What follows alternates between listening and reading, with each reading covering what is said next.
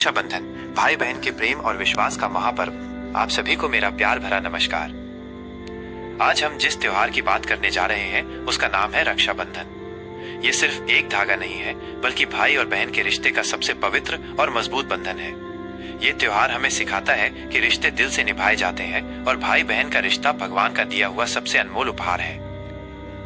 पंचांग के अनुसार रक्षाबंधन का शुभ समय। दोस्तों, सबसे जरूरी बात है कि हम इस पर्व को सही समय पर मनाएं। इसके लिए हम पंचांग की मदद लेते हैं। पंचांग हमें दिन और समय की पूरी जानकारी देता है। इस साल यानी 9 अगस्त 2025 शनिवार को रक्षाबंधन का त्योहार मनाया जाएगा। पंचांग के हिसाब से इस दिन की कुछ खास बातें इस तरह है। तिथि, चंद्रमा की तारीख। यह दिन श्रावण मास की पूर्णिमा तिथि है। पूर्णिमा तिथि 8 अगस्त 2025 को दोपहर 2:12 बजे शुरू होगी और 9 अगस्त 2025 को दोपहर 1:24 बजे तक रहेगी। इसी पूर्णिमा में राखी बांधी जाती है। नक्षत्र, तारों का समूह। इस दिन श्रवण नक्षत्र रहेगा। श्रवण नक्षत्र को बहुत ही शुभ और अच्छा माना जाता है, जो किसी भी काम को सफल बनाता है। योग और करण। इस दिन वैधृति योग और विष्टिकरण रहेगा। ये सभी दिन के शुभ और अशुभ समय को तय करते हैं। सूर्योदय और सूर्यास्त। इस दिन सूर्योदय सुबह लगभग 5:47 बजे होगा और सूर्यास्त शाम 7:04 बजे। सबसे अच्छी बात यह है कि इस दिन कोई भी अशुभ समय भद्रा काल नहीं है। हमारे धर्म में ऐसा माना जाता है कि भद्रा काल में कोई भी शुभ काम नहीं करना चाहिए।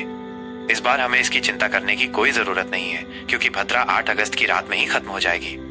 इसीलिए आप पूरे दिन में कभी भी राखी बांध सकते हैं, पर ज्योतिष के अनुसार एक खास समय ऐसा होता है जब पूजा पाठ और शुभ काम करने से उनका फल कई गुना बढ़ जाता है। इस साल राखी बांधने का सबसे उत्तम और शुभ मुहूर्त है सुबह 5:47 बजे से दोपहर 1:24 बजे तक। अगर आप इस समय राखी बांधते हैं तो ये आपके और आपके भाई के लिए बहुत ही शुभ होगा। पूरी विधि और तैयारी।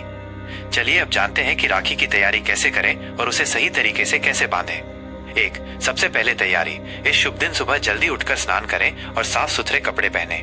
मन में खुशी और प्रेम का भाव रखें। 2. थाली सजाएं। एक थाली को प्यार और श्रद्धा से सजाएं। इसमें ये सभी चीजें जरूर रखें। राखी आपके प्यार का प्रतीक। रोली सम्मान और शुभता का प्रतीक, जिससे हम तिलक लगाते हैं। अक्षत यानी साबुत चावल, जो हमारे रिश्ते में स्थिरता और बरकत लाते हैं। दीपक या दिया, यह रोशनी का प्रतीक है जो हमारे जीवन से अंधेरे को दूर करता है। मिठाई रिश्ते में मिठास और खुशियां बनाए रखने के लिए। 3. बैठने का तरीका। भाई को एक आसन, चटाई या तकिया पर बैठाएं।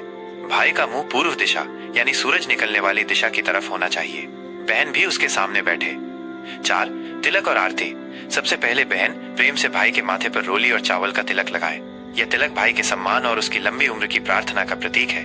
इसके बाद दीपक जलाकर भाई की आरती उतारें। आरती उतारते हुए भगवान से प्रार्थना करें कि वे आपके भाई को सभी बुरी नजर से बचाएं। 5. राखी बांधना। यह सबसे खास पल है। अब आप अपने भाई की कलाई पर राखी बांधें। राखी बांधते हुए मन में कहें कि मैं हमेशा तुम्हारे साथ हूँ, और भाई को भी मन ही मन ये वचन देना चाहिए कि मैं हमेशा तुम्हारी रक्षा करूंगा।